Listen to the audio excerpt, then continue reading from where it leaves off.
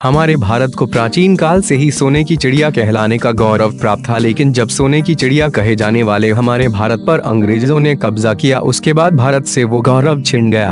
हम सभी ने जब भी अपने इतिहास के बारे में पढ़ा या सुना है तो उससे हमें बस यही पता चलता है कि हमारे भारत को बर्बाद करने के पीछे न केवल अंग्रेजों का बल्कि कई आक्रमणकारियों का भी हाथ रहा है।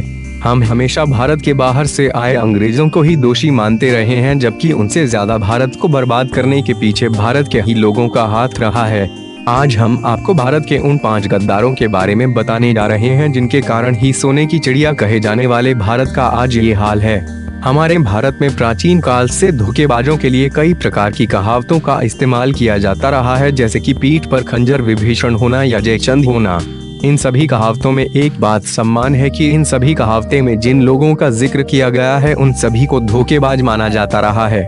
आज हम आपको देश के उन गद्दारों के बारे में बताने जा रहे हैं जिन्होंने अपने फायदे के लिए भारत देश को विदेशियों के हाथों बेच दिया था। जयचंद।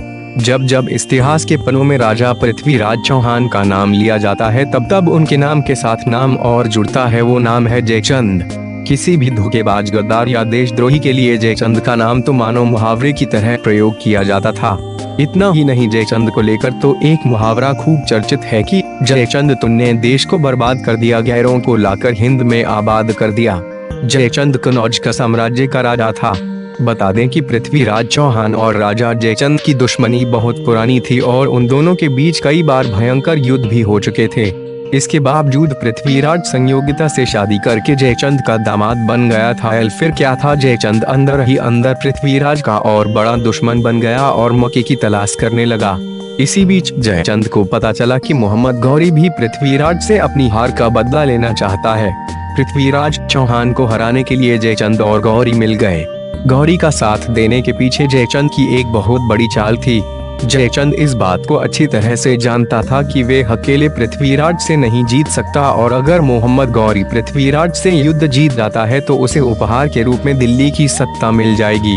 दिल्ली की सत्ता के लालच में जयचंद ने मोहम्मद गौरी का साथ दिया और युद्ध में जयचंद ने गौरी को अपनी सेना देकर पृथ्वीराज को हरा दिया। लेकिन युद्ध जीतने के बाद गौरी ने राजा जयचंद को भी मार दिया और उसके बाद गौरी ने कनौज और दिल्ली समेत कई अन्य राज्यों पर कब्जा कर लिया। गौरी के राज करने के बाद जो कुछ हुआ हम उसके बारे में जानते ही हैं। हिंदुस्तान के दूसरे देशद्रोही का नाम है मानसिंह। एक तरफ जहां महाराणा प्रताप भारतवर्ष को आजाद कराने के लिए दर दर भटक रहे थे और जंगलों में रहकर घास की रोटियां खाकर देश को मुगलों से बचाने की कोशिश कर रहे थे, तो वहीं मानसिंह मुगलों का साथ दे रहे थे। राजा मानसिंह मुगलों के सेना प्रमुख थे और वे आमेर के कछवाहा राजपूत राजा थे।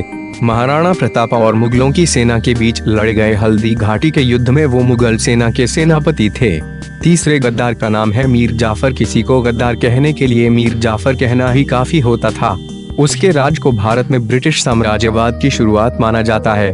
बता दें कि मीर जाफर वर्ष 1757 से 1760 तक बंगाल के नवाब रहे थे और वह सिराजुद्दौला के सेनापति थे।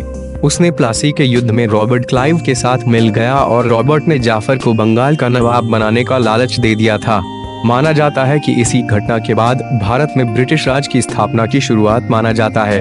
हमने अभी तक आपके सामने देश के 3 गद्दारों का जिक्र किया है। इनके अलावा देश के 2 और ऐसे गद्दार हैं जिनका जिक्र करने के बाद पता चलता है कि हमारे देश को जितना अंग्रेजों ने खुद नहीं लूटा, उतना हमारे देश के कुछ राजाओं ने खुद अपने देश को अपने हित के लिए लूटने दिया था।